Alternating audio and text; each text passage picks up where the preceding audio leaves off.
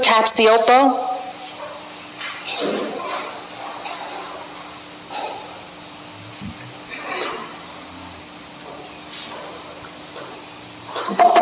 Hey y'all.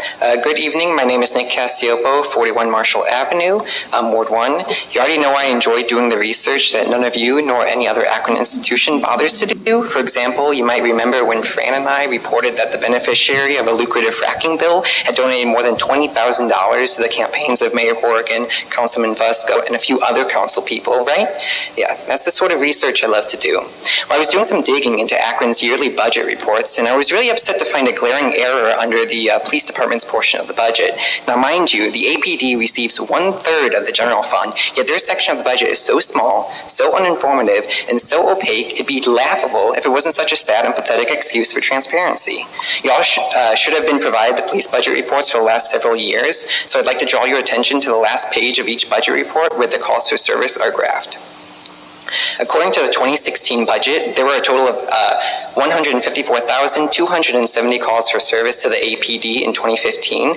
That roughly matches what the graphs appear to show in the 2017 and 2018 budget reports. But if you look at the 2019 and 2020 budget reports, it would appear that the calls for service in 2015 were around 215,000. That's a discrepancy of nearly 60,000 calls for service. It actually appears as if yearly calls for service totals for 2014, 2015, and 2016 are also inflated by about 60,000 calls compared to previous budget reports. As a researcher, this is frustrating because it tells me the public data available is not reliable. As a citizen of Akron, this infuriates me. The only metric of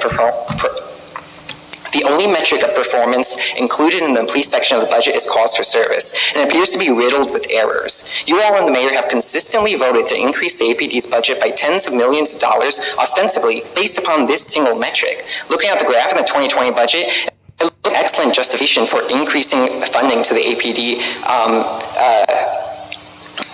Looking at the 2020 budget, it looks like an excellent justification for more police spending. It appears like increasing funding to the APD decreases calls for service. But if we go through every budget report and only look at the reported total for that year listed under the description section, we get a much different picture. In fact, according to these numbers, since 2015, despite a steadily rising police budget, calls for service in 2016, 2017, 2018, and 2019 were all higher than in 2015. That's the exact opposite of what the graph in the 2020 budget report appears to show. So at this point in time, you all, the mayor, and the police department have some serious explaining to do. How did no one catch these massive errors? Has increasing the APD budget caused a drop in calls for service? Or have calls for service risen as you continue to funnel more and more money away from our communities and into the police department? I expect a thorough explanation and some public statements within the week. I would also like accurate, verifiable data on the number of calls for service to the APD over the last decade. I'm not asking kindly, I'm demanding. Do the jobs you are hired to do.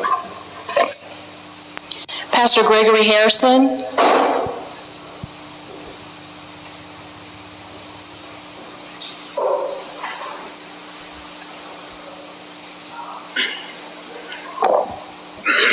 Good evening, everyone.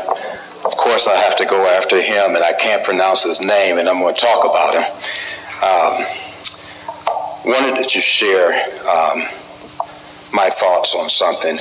When members of Akronites for Freedom decided to protest at the homes of Mayor Horrigan, Councilwoman Margot Somerville, and Councilwoman Tara Samples, they came with bullhorns, Confederate flag, Trump flags, and even someone came in a pink gorilla suit.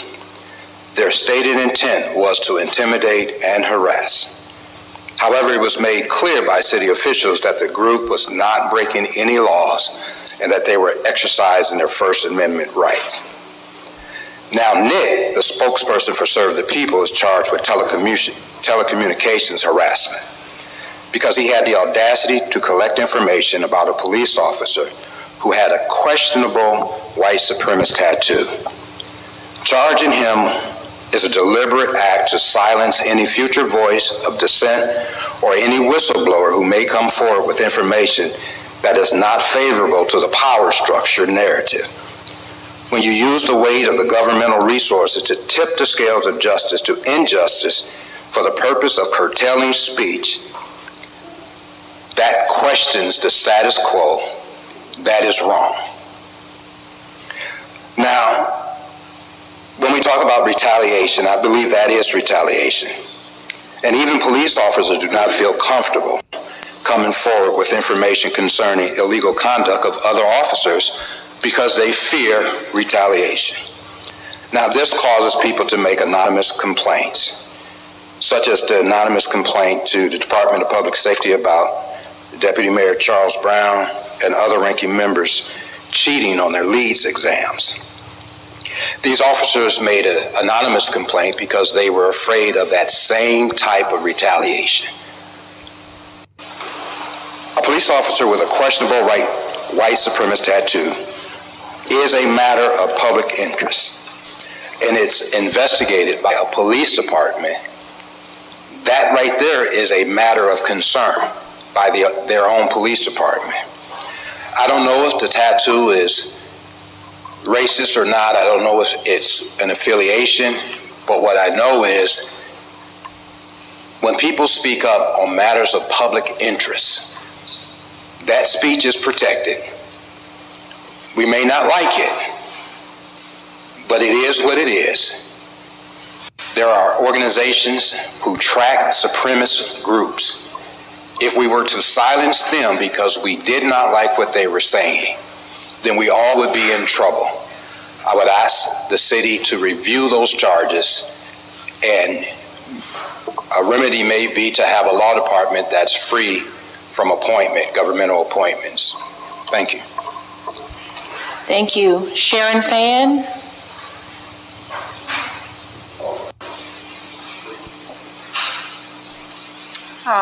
My name is Sharon Fan. My address is 872 Valdez Avenue, Akron, Ohio, 44320.